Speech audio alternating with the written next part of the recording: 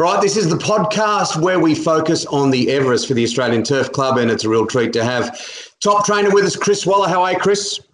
Very good, Timmy.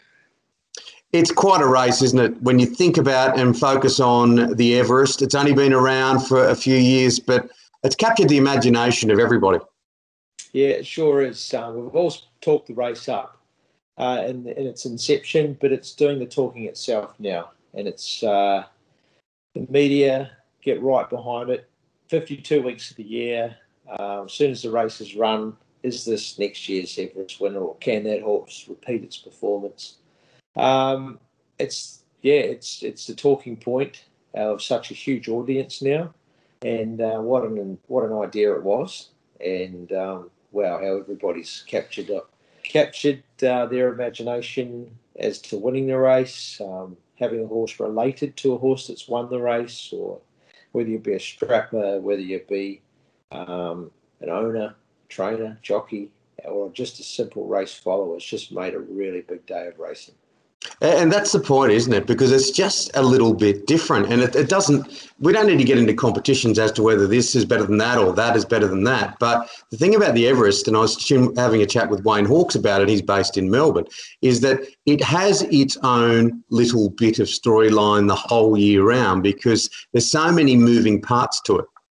Yeah, that's right. And I think with it being a weight for age race for older horses, it means the best horse or the best sprinter in the world can actually run in it.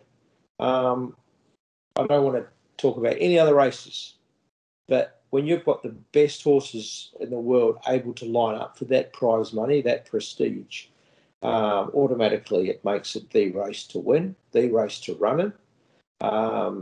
Don't get rich just winning the race. You can get rich running second or third, or even having a runner in the race, depending on how you shape your deal for the race. But I've been involved in 3 deals going into the race, and they've all been straightforward. Both parties, the people that own the slot, the people that own the horse, have always been good. So yeah, it's just quite a unique opportunity to bring the best horses around the world together. And how do you reflect on yes, yes, yes? Look, went into the race guarded.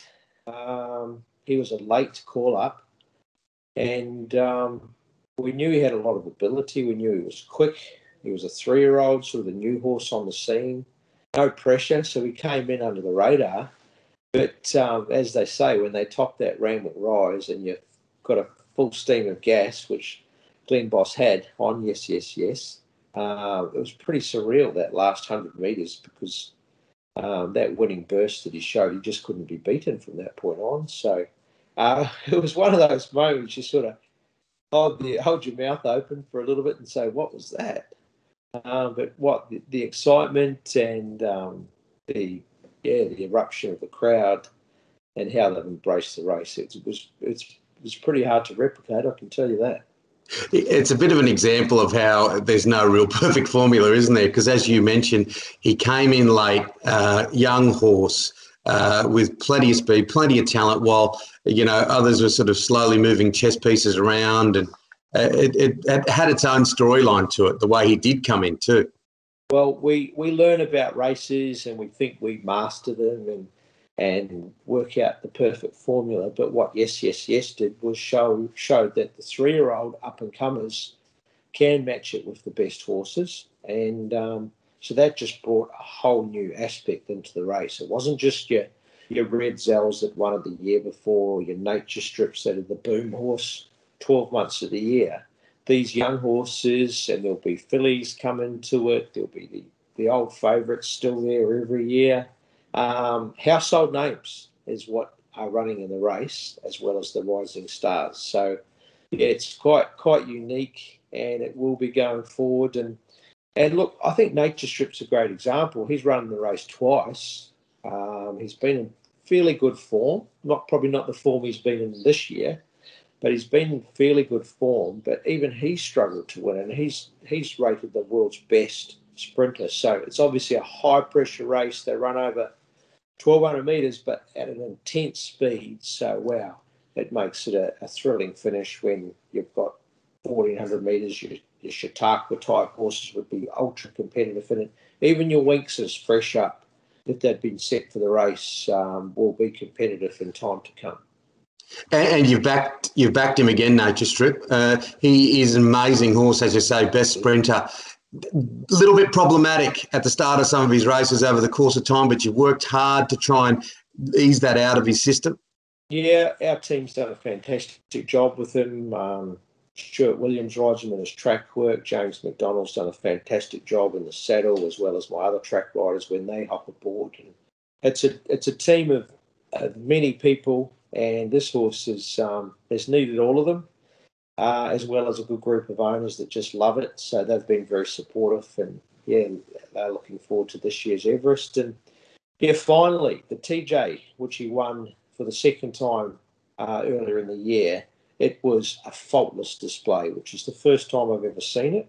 He won a Lightning also this year, over 1,000 metres, but the 1,200 metre TJ showed me that he didn't have to just charge. It didn't matter what horses were taking him on.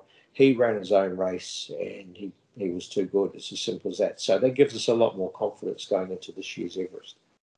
Last year showed the rich tapestry of this wonderful sport too, didn't it? Les Bridge, of course, what a mighty trainer he is. Great South Sydney supporter, so he's living with that dream as well of the Mighty Rabbits possibly winning the comp this year. But no, classic legend. I know it wasn't your horse, Chris, but you're a student and lover of the whole game. It did have a fairy tale edge, didn't it, with Les?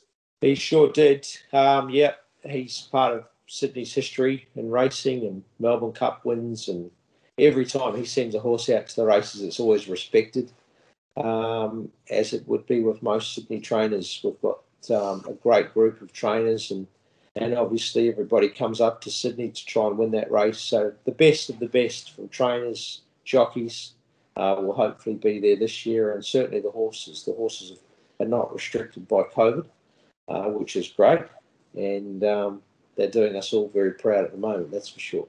Oh, absolutely. And we'll see probably half the field or close enough to it. G-Trail, Rothfire, Masked Crusader, a number of these lost and running. A few of these horses are already in there, and others just holding back, like the James Harrons and a few others holding back. Yeah, well, the next few weeks will change the complexion a lot, and we've got to make sure that the horses in the race stay together and they're racing well in their lead-up races. But come mid-October, we'll have a great lineup of fields and the best field on offer, that's for sure.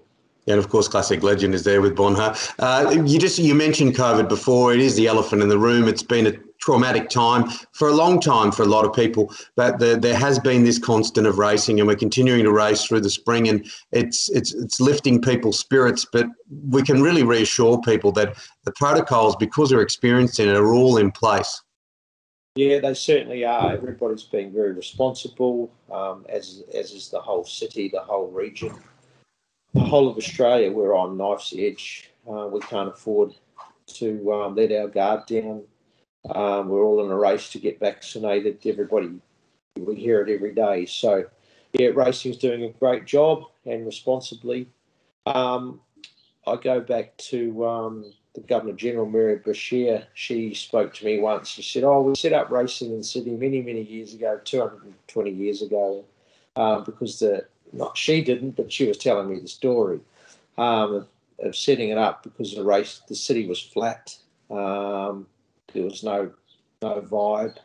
And here we are 220 or so years on during COVID, and people are doing it really tough, which we fully respect. And racing's putting on a responsible show. And we saw 12 months ago, and we'll see in the spring, it'll do exactly the same. It'll bring this country together. We'll keep them together, and hopefully they can see the reason why we're racing, and it gives someone to look forward to. From Monday, you can talk about next Saturday's races, and from Sunday, you can talk about the last week. It's just a consistent revolving cycle, and how fortunate we are to be in a great sport working with great animals. Yeah, and I think people will appreciate that final clink of the glasses when the champagne glasses do eventually go. Nature Strip, it's a long way out, but it'd be a nice little yarn if he got there this year. Third time lucky, yeah. at least.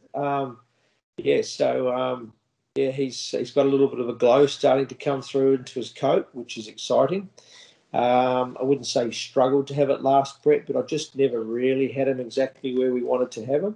But I can see that glow starting to come through. Maybe it's my eyesight. Maybe I'm looking too hard, but there's a bit of gold coming through in that coat. I'll tell you what, I don't mind your eyesight. You've got one of the sharpest around. Chris, always good to chat. Thanks for joining us for the Everest podcast for the Australian Turf Club. My pleasure. Thanks very much.